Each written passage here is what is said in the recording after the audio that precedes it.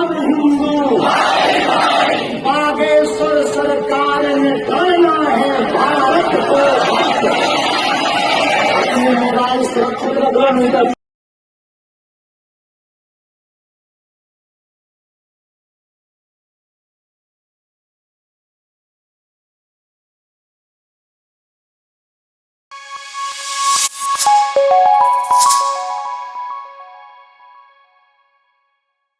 सनातन यात्रा दिल्ली से वृंदावन का रूट 15-16 नवंबर को यह यात्रा वृंदावन पहुंचकर इसका समापन होगा। मतलब वृंदावन पहुंच जाएगी।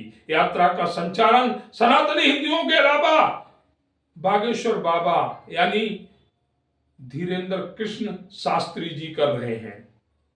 यात्रा में लाखों लोगों की भीड़ देखी जा रही है। यात्रा में नाश्ता भोजन के इतने सुंदर प्रबंध हैं।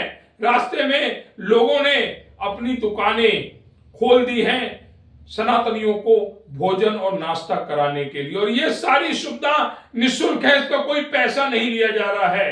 हिंदुस्तान हमेशा सनातनियों का देश रहा है। यहाँ पर धर्म के लिए लोग सब कुछ न्यौछावर कर देते हैं। जिस तरह से महाराणा प्रताप के लिए भामाशाह ने सब कुछ दान कर दिया, ऐसे बहुत से भामाशाह आज भी देश में मौजूद हैं जिनके लिए धर्म सब कुछ है।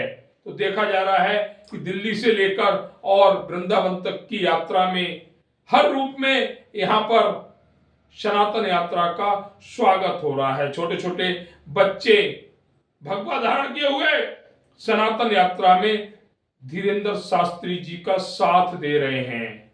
एक खबर और भी है, इस यात्रा में 2 बार बाबा धीरेन्द्र शास्त्री की तबीयत भी खराब हुई है। एक जगह पर वह चक्कर आने पर सड़क पर ही लेट गए। हालांकि लंबी यात्रा है और सनातनियों के साथ बहुत ही भावपूर्ण तरीके से इस यात्रा को पूर्ण किया जा रहा है। जगह जगह सनातनी बाबा धीरेन्द्र शास्त्री और इस यात्रा का स्वागत कर रहे हैं। सर्दी में सबसे ज्यादा जिसकी जरूरत होती है वह इस यात्रा के साथ चल रही है। सनातनियों ने व्यवस्था दी है कि चाय नाश्ता आप कभी भी ले सकते हो। सारी व्यवस्था बिल्कुल निःशुल्क है। जगह जगह यात्रा का स्वागत किया जा रहा है। बुलडोजर से फूल बरसाए जा रहे हैं। लोग घरों से फूल बरसा रहे हैं इस यात्रा में चलने वाले लोगों के ऊपर। जिस तरह से देखा जा रहा है कि दिल्ली से निकली यह यात्रा भव्य रूप ले चुकी है। लगभग 1 लाख से ज्यादा सनातनी इस यात्रा में बाबा धीरेन्द्र शास्त्री के साथ चल रहे हैं। बहुत से स्थानों पर मुस्लिम समाज द्वारा इस यात्रा का स्वागत किया गया है। बाबा धीरेन्द्र शास्त्री को साल उड़ाकर उनका सम्मान किया गया है। हर स्थान पर हिंदुओं को जगाते चल रहे हैं। वहीं मुस्लिम समाज से भी अपील कर रहे हैं, देश सबका है, सब इस देश के रहने वाले हैं, लेकिन स्थिति को संभालना होगा। जहां पर कट्टरता पढ़ाई जा रही है उसको खत्म करना होगा। आज अपने दर्शकों को हम इस यात्रा की कुछ झलकियां दिखलाते हैं, यात्रा का वह भव्य रूप दिखलाते हैं, जिसे देखने के बाद दर्शक भी कह उठेंगे कि हिंदुस्तान को हिंदू राष्ट्र बनना चाहिए। 6वां दिन है इस पद यात्रा का। निर्विघ्न रूप से सामाजिक समरसता को संदेश देता हुए जगह जगह चौपालें लगाते हुए पदयात्रा बढ़ रही है। आज सराय खटोला में वंशकार परिवार जो वाद्य यंत्र के द्वारा मंगल काजों में बैंड बाजा आदि की सेवा करते हैं, उनके साथ बैठकर साधु संतों के साथ बैठकर सड़क पर भोज किया।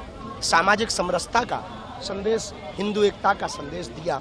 हम इस देश में सनातन हिंदू एकता चाहते हैं। सनातनियों में हम भेदभाव छुआछूत मुक्त चाहते हैं। कुछ विरोधी ताकतें इस कार्य को, इस मिशन को रोकने के लिए तरह तरह के षड्यंत्र कर रही हैं, तरह तरह के उपद्रव कर रही हैं।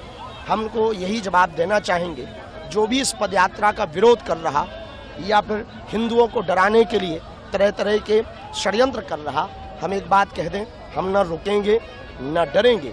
यदि आज भारतीय एक नहीं हुआ, 150 करोड़ लोगों की 150 किलोमीटर की ये पदयात्रा है, यदि सभी एक नहीं हुए तो जो बम धमाका दिल्ली में हुआ है, ऐसा भारत के हर गली कोने में होता दिखाई देगा।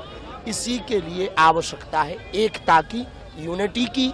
यूनिटी ही एकमात्र माध्यम है जिससे भारत में शांति, विश्व में शांति सनातन के द्वारा स्थापित की जा सकती। इसलिए यह पदयात्रा की जा रही। अब आगे भी और पदयात्रा करेंगे। 16 तारीख को लाखों सनातनी उन आतंकवादी ताकतों को, देश को तोड़ने वाली ताकतों को, देश में व्यभिचार फैलाने वाली ताकतों को, देश में दंगा करने वाली ताकतों को, जो डॉक्टर मुसलमान पकड़ा गया, इस्लाम धर्म का था, लेकिन उसने देश में करोड़ों लोगों की जान लेने की तैयारी कर रखी थी। हम भारत की इंटेलिजेंट ब्यूरो, भारत की पूरी खुफिया तंत्र को धन्यवाद दे रहे कि उन्होंने वो जो RDX पकड़ा, उससे कई शहर तबाह हो जाते, उससे बचा लिया। पर जो दिल्ली में वाली घटना हुई, निश्चित रूप से वो नहीं होनी चाहिए। हम इसी आज की पदयात्रा में संपूर्ण भारत को पुनः सामाजिक समरसता के लिए, भारतीय और सनातनी एकता के लिए आह्वान कर रहे हैं कि आओ 16 तारीख को वृंदावन में, वरना हर मोहल्ले में धमाके होंगे।